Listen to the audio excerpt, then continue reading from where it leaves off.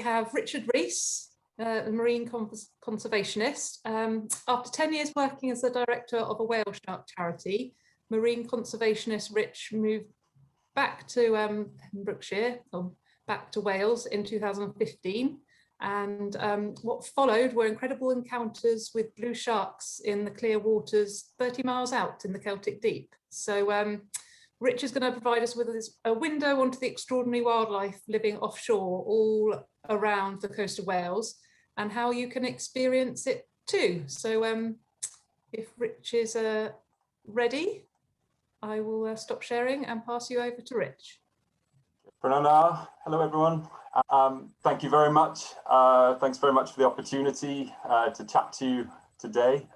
Thanks very much to Kate and Fionn as well. Thoroughly enjoyed hearing all about seals and taking lots of notes there on Fionn's talk as well.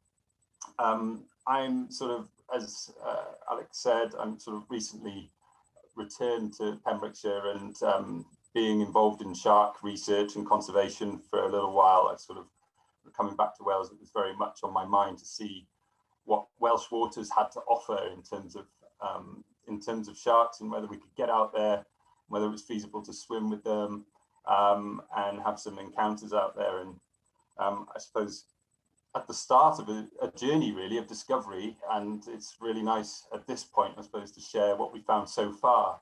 But there's an awful lot more to discover, also a lot more to learn as well. So over the last couple of seasons, summer seasons, from July through to October, myself and colleague Nicki have been venturing out to the Celtic Deep, which Fionn has done an amazing job of describing just why it's such an amazing area and so productive and supports so much life, including some of the predators that I'm going to talk to you about today.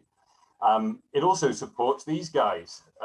It's, I think, off the coast of Wales, certainly Pembrokeshire, Milford Haven is one of the best spots in Europe for sport fishing, for shark fishing. There's a big catch and release sport fishing fleet in Pembrokeshire, and that was a really good sign, and that, you know, there were a lot of sharks around, and it was the brains trust of these guys that these were the brains that we were picking when we were trying to work out where could we go and find sharks and potentially swim with them. And they have directed us basically to the Celtic Deep, and it's using their knowledge and their skills, we've been able to adapt those really for attracting them to attracting sharks to the boat with a view to swim with them. So this is us. We're out floating around on Celtic Deep. We're basically, it takes a couple of hours to get out there. Then there's this lovely moment where you turn off the engine, all goes quiet, and you just get to just listen and wait and watch for whatever is going to turn up. Celtic Deep is about sort of 100 meters deep, so there's plenty of range there for lots of different species, and it's just wonderful just hanging out there basically and not knowing really what's going to turn up. What we do is after we turn the engine off, we put a chum bag in the water, which releases a smell into the water that then that hopefully the sharks bump into and follow back to the boat. But the first things that tend to respond to that smell in the water will be the birds. And it's a wonderful way to actually sort of get up close to some of the birds that perhaps from land you don't get to see so much. So this little one on the top right there, the storm petrel, for example, is definitely my favorite bird to see out there. And you see them really up close coming up to us. And then things like Arctic skewers, Arctic terns, birds that you wouldn't ordinarily expect to see close to land. You do get the opportunity to see out a bit further out. The other things that come and have a look at us while we're out there just floating around, and that is the nice thing when you turn the engine off, really you're waiting for wildlife to come to you rather than sort of pursuing wildlife or trying to think where we need to get to. You can just relax and just see what comes to you. And common dolphins are definitely some of the animals that like to come and see us. They're, as Fionn said, incredibly inquisitive, very curious, come up to the boat. We're not always, we're not always on the boat. We are actually in the water quite a lot of the time, just checking whether to see if any sharks have turned up. If we see that there are dolphins in the area or any other cetaceans, then we don't get in the water because that's actually against the marine code. It's illegal to swim with cetaceans. However, if we are in the water already and the dolphins come and check us out, then we tend to stick around and just wait passively by the boat. And it's a wonderful way to sort of observe them underwater then as well. And that video that just played through was a minke whale that was passing under our boat, and just with a pole cam we were able to capture that. Minke whales as Fiona said, they can be really curious, and they can actually come. This one stayed with us for about half an hour, just circling the boat, coming and looking at us. But yeah, loads and loads of things that will turn up. That we, everything from Rizzo dolphins, bottlenose dolphins, and fin whales, and then the minke whales, which, as I say, like to come and check you out. They're also fantastic to watch as they sort of smash into bait balls, and they're really dynamic out there.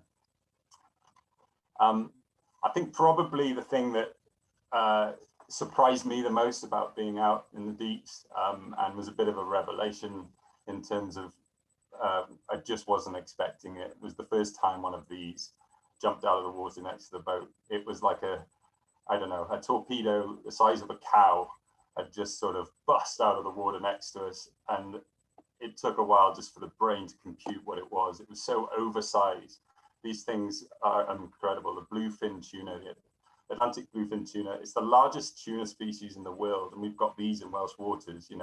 Only in the last sort of 5 or 10 years have they been coming back in real sort of number, and they come up from breeding grounds down in the Mediterranean, and up they come, and they are just, I don't know, they're just like an unbelievable Ferrari of a fish, like a Tesla. They've got these sort of retractable fins that come in, make them perfectly torpedo shaped, conical nose. The eyes are perfectly aligned with the surface, so there's no drag there whatsoever. They're warm-blooded, so they can survive in, they can keep their body temperature about 10 degrees higher than the ambient temperature around them. They really are just an incredible fish, and we're so lucky to have these in our waters. And what a spectacle when they create these sort of bait balls of shoaling, herring, and mackerel, and you've got the gannets coming down, and these things in amongst the dolphins then busting out of the water. They really are something else. So, but the star of the show for us, and what it has been a sort of a target really, was to find whether we could get these blue sharks next to the boat. And here we see, this is the first thing you see from the boat, this sort of beautiful petrol blue flash as a blue shark emerges, and it's such an exciting moment. Now, blue sharks, they are one of the most sort of widespread, or they are the most widespread and one of the most numerous oceanic sharks in our seas, found all the way around the world in temperate and tropical waters. So they've got this massive distribution. They're really distinctive, vivid blue, beautiful vivid blue colors on the upper surface, on the dorsal surface, very pale white underneath, which camouflages them then from above and below. Really long pectoral fins. These side fins are just really long and slender, perfect for just sort of cruising around long distances, making long migrations. They follow a sort of almost like a clockwise migration around the North Atlantic, coming up from sort of the Azores and the Caribbean, and following the Gulf Stream up towards our waters, and even further north to as far north as Norway. And it's actually, you can see from here, this is a study that was done where they tagged blue sharks in the Azores. The red here, the red cruise tracks are actually female blue sharks, and the blue are males. And what happens is when they're young, for the first few years, they tend to stick around the central, sort of the warmer waters of the Azores, around that sort of central North Atlantic. And then as they get bigger, they tend to move off. And what happens is the males and the females keep quite separate. And it's actually the females that we tend to get up in our waters. And they travel in groups. sort of same-sex groups, similar size groups, yeah, the females are generally a bit larger. So most of the blue sharks that we see that come to our sort of chumslicks then come to swim with us are maybe around 2 meters, between 1.5 meter to 2 meters long, female blue sharks. So you can actually see, this is a lovely photo by David Miller, and it shows actually you can see some scarring, some bite marks above the gills here on the flank of the shark, and that actually shows that this shark has been sort of sexually active, copulated with a male. Whether successfully or not, we don't know, but it's a very rough process, and the males will actually grab onto the sharks with their mouths, grab onto the female with their mouths, and pin them almost. So they get these really badly sort of scars, skin that you can see there. In fact, the females have adapted to male attentions and have actually got skin 3 times as thick as the males as well. So so as the waters then cool down, they like waters between sort of around 12-18 degrees, and as the waters then cool towards the end of the season, sort of like late autumn into the winter, then these sharks will move back down into sort of warmer waters, where actually in the tropical waters they tend to spend their time in the deeper waters as well. So they feed mainly on, but just about all of these predators we'd be talking about, they're all feeding on the same stuff really. These shoaling, mackerel, herring, scad, all these shoaling fish, that's what they're mainly eating. And with the blue shark, it's also squid as well. So they also target squid, which is probably what they're eating when they're a bit further down in the water column. So, I mean, I think it's probably it's a common question that I want to sort of whether it's safe to swim with these sharks, and it's definitely not dangerous to swim with them. There's been no known attacks on humans in this situation. The only real bites that have been doled out by blue sharks have been to fishermen that have been handling them on boats. They are very curious. They don't have hands, so if they're checking you out, there is a certain degree that of risk. But if you're respectful and you're responsive to the shark's behaviour, you can very happily, very safely swim with blue sharks. In fact, they're an unbelievably amazing animal to swim with. Incredibly curious, really inquisitive, and they tend to they're quite habitual as well. They sort of get into this really sort of holding pattern of circling around and coming to look at you, coming to check out your camera, and they'll do that for hours. So you can actually be in the water sometimes for hours with several blue sharks and not feel at all uncomfortable. There is a few things that we do when we're out there that sort of mitigate any sort of risk of being bitten, or and the ways you can do that are making sure that you don't have anything that's sort of like shiny or very white that's sort of dangling off you. Like you wouldn't want to have some silvery earrings or something like that dangling off you. Anything that the shark might mistake for prey. And you've got to remember as well, like these things feed on small shoaling fish generally. The size that we are in the water, they're not looking at us as prey at all. What they might look at us is as potentially a competitor or a predator. So you have got to be, you've got to respond to their behavior and how they're responding to you. And one of the ways that you can make them feel less intimidated as well is to be in the right weight in the water. So making sure you have a weight belt and you're in a nice seated position like this on the left, this person on the left, got their fins in between you and the shark. And this is just a nice way that the shark just come in, investigate, and creates that sort of little bit of a barrier. They are mad about cameras. So anything electrical in the water, they will come up and have a look at. And so that's what's happening here. And then you can just very gently move them aside, and they redirect them very easily. We also in saying that, we don't go pursuing them or chasing them to touch them or ride them or anything like that. That's a big no-no. And we're also sort of in this seating position as well. Just sort of means that you're not casting as big a shadow either. You're sort of like a sort of slightly more compact shape, and you're able also to be really vigilant and just keep watching them. And then, so we also then keep the number of people in the water low. So we just have maximum of about 4 people in the water at a time. And that just means it's a more manageable group. And we've got a guide in the water then that's also experienced at watching shark behavior and can follow that too. But, you know, rather than talking about, there's a better way to just sort of show you how incredible these things are in the water. So I'll show you this.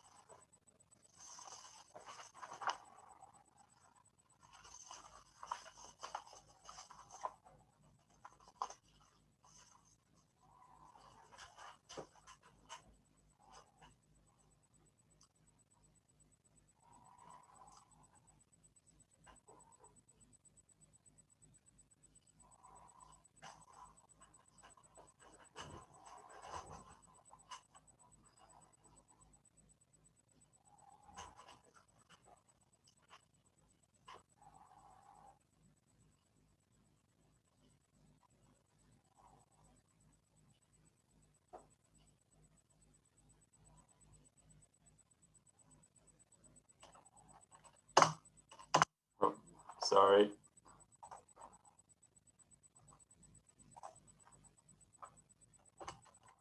Okay, stunning, aren't they? Absolutely gorgeous. Well, the other sharks that we see out there, we've actually had trips where we've seen 3 species of shark. We've had the blues come to the boat. We've had porbeagles come to the boat. These are, this is a porbeagle here. The photo here is one that's just been released from a catch and release shark fisherman. So that's why it's in this sort of slightly funny angle.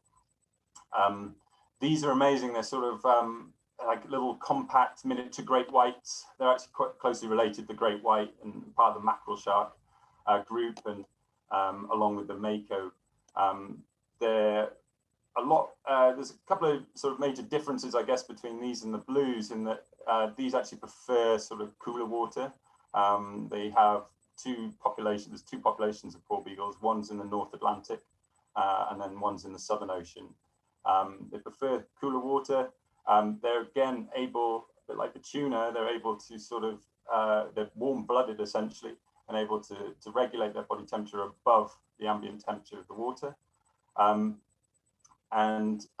These, along with the other 2 sharks I'm going to show you now, are also more typical of sharks in that the blue shark is very sort of prolific in terms of how it doesn't take long to mature, and it has a lot of pups. So by a 5-year-old blue shark can have, be ready then to have 35 pups in a litter, up to 100 in 1 litter. So they're actually quite prolific for sharks, whereas a normal shark biology would be more like the porbeagles and the other sharks here that I'm going to talk about, quite slow. So they don't mature until sort of 12 to 16 years, and then they only have sort of a few pups at a time. They give birth to live pups.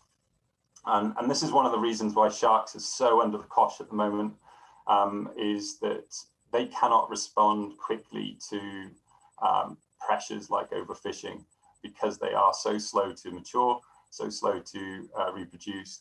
And that is one of the reasons why, for example, the porbeagle here is critically endangered in European waters. The porbees will come up. They're often the first ones to turn up when we turn off the engine, even before we've put the chum bag in. These guys will turn up. I think probably they're tuned to sort of the fishermen, so the fishing boats like trawlers and things like that, the changes of the tone in the engine, the gear changes, and they often turn up. So very exciting. Turn off the engine. Sometimes you've got a 2-meter porbeagle just swimming around the boat straight away. But they are quite shy, so they then sort of take off after a while. We've only had a couple of occasions where we've been able to swim with them. Quite change. Okay. So this is probably the superstar shark that we have out in our waters. It's the short fin Mako, one of the fastest fish, let alone the fastest shark in the sea. Can swim at up to 46 miles per hour. So incredible athlete of the shark world.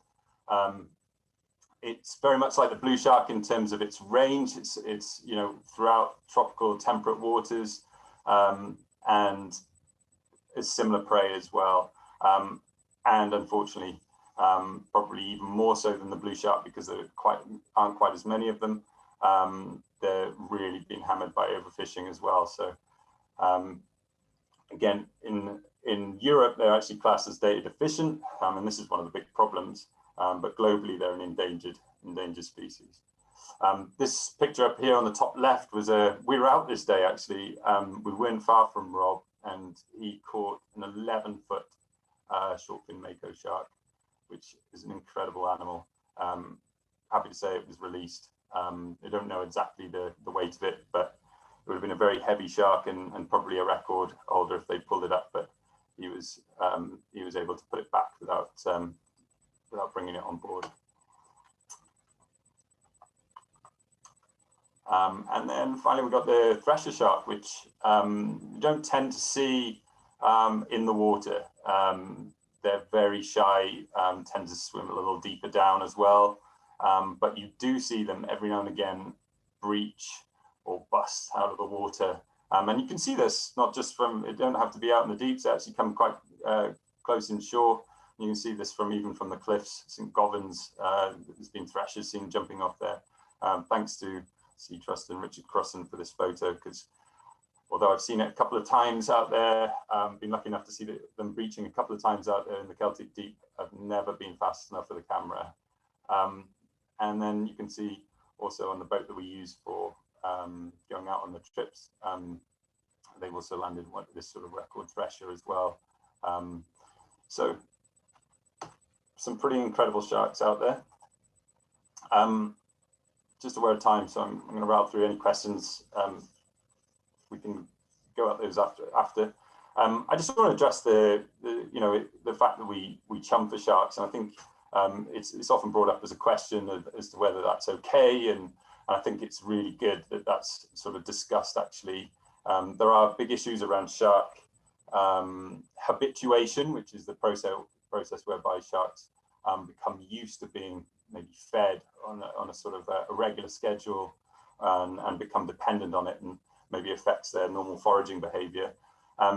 What we're doing with chumming here is that we're using sort of locally caught fish, mashing that up with bran, which is something you feed horses with, and then adding some fish oil then as well, and that creates this sort of oily slick in the water. And it creates almost like a curtain of smell then, that as we drift along the Celtic Deep, we can drift several miles, and it creates this long sort of curtain of smell. And once the sharks sort of swim into this curtain, and they're like, oh, right, there's a sort of a promise of a meal at the end of this path. So then they follow us back up to the boat. But we don't feed them. It's important to make that point. We're not feeding the sharks. We're sort of giving them a sense that there might be a meal at the end of it, but we're not feeding them. And we're certainly not sort of hand feeding them, which is another issue that can come with anything to do with sort of bringing sharks to you, is you don't want them to have an association with humans and food, and that's caused problems in other places in the world. The other thing that we've got going for us is that the chances of habituating these sort of oceanic sharks when we're going to a different place each time, we're going at different times, not going at set times during the day, it's very unlikely that we're going to habituate any sharks to us. We are doing photo ID with the blue shark, so to make sure that, if we do start to, it is a learning process, and we want to make sure that we aren't sort of, there isn't a sign that we're seeing the same sharks over and over again. But it's certainly an effective way to bring sharks in. And, you could argue that there's a sort of a, as a precautionary principle there that, maybe we shouldn't be doing this at all, just in case that it might affect the sharks in some way. But this is in a context of, or a backdrop, I would argue, of we're in last chance saloon for sharks and shark conservation. There's a paper just been published last month where the global abundance of oceanic sharks, has been shown to decline by 71% over the last 50 years. And these are the very sharks that we're talking about today, the shortfin mako, the blue, the threshers. These are the sharks that are being caught left, right and centre in long lines as targeted bycatch. So bycatch that the fishermen actually want because they can sell them on for their fins and their flesh. And not only that, but then you've got this situation where they're being persecuted out in the blue shark. It's 80% of its range is actually under pressure from fishing, from intensive fishing. So these things are really up against it. And then not only that, but then we have this situation where, you know, when I was talking to people about getting out there and swimming with sharks, I'm sure you'd be familiar with this, the response of you know, either being terrified that they're there or not knowing that they're there. And I think, you know, that can create sort of an ambivalence. And then you throw on top of that the media that sort of love to throw up a Jaws reference every time a shark turns up near the shore, and they're really up against it. So I think where we feel it's important that people see a different side to this, and seeing an alternative potentially as well to the sport fishing side of things, and seeing that you can actually share these sharks space, and that they're absolutely thrilling creatures that yeah, are just amazing to swim with, and we can only hope that we won't get everyone on board and we won't get everyone in the water with them, but hopefully it will help to change sort of our perception of sharks in Welsh waters and UK waters. And, yeah, hopefully become a bit of a scene. So finally, and this is to sort of echo a lot of what you know has been said already with citizen science. You know, we feel incredibly privileged to be out in a place like the Celtic Deep. You know, it's an unbelievably rich and vibrant ecosystem out there. It's a world-class wildlife experience, and you know, it's definitely, the onus is on us as a platform out there to view things, that we should also be recording what we're seeing. And it's really important, I think, if anyone operators are thinking of going and doing any sort of wildlife operation, that you do sort of look at putting some time and resource into sort of recording what you're seeing, making a note of your search effort, so the amount of time that you're out on the water and where you are and how long you're spending looking, and then also recording then if you don't see anything either. And all this is really helpful data that can go into you know, databases where we can that can inform measures and decision makers, so that we can protect places like this and species like this. So yeah, the other thing I wanted to mention was that, you know, some of what I've described here, fairly new processes, or fairly new sort of as a type of operation, I guess, in Wales. I think, as far as I know, that does, you know, the shark snorkeling does happen in Cornwall and obviously elsewhere in the world. But, you know, what I feel very grateful for is that we're able to sort of, you know, work with people like the Pembrokeshire Coastal Forum and the Outdoor Charter, and that exists, that we can actually work to come up with and sort of set the right precedents for a responsible way forward with that as well. So yeah, I'll just finish off then with some lovely footage that my colleague Nicki put together from our trips, and enjoy.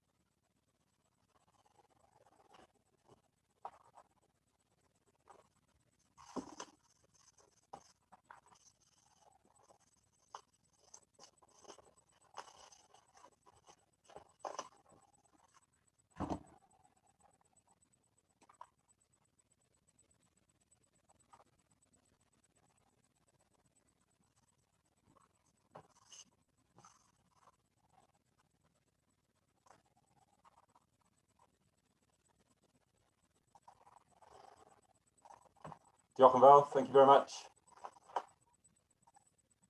Thank you very much there. Awesome imagery. Thank you very much as well.